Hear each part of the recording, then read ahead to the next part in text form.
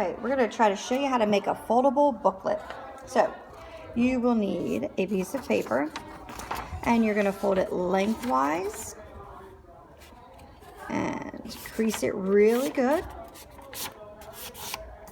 And then take that and fold it in half the opposite direction. Again, making the crease really tight. And then fold it once more that same direction. So you have a small rectangle. Making the crease nice. And then open it back up.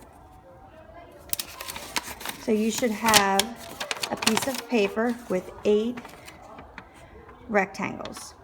Okay, now fold it in half the short way, as we like to call it, hamburger.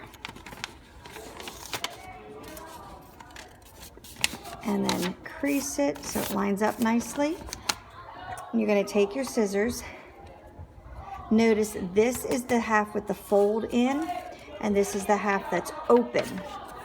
You actually want to cut the side with the fold halfway down to the middle. So it's like this. Open it back up. Fold it in half the opposite way, long ways. And when you hold it, you can see a diamond starting to form when you push it together. Continue to push it so they lay over on it themselves. And then fold that in half. And you now have a booklet with 1, 2, 3, 4, 5, 6 sides, and then a back and a front. And that's it.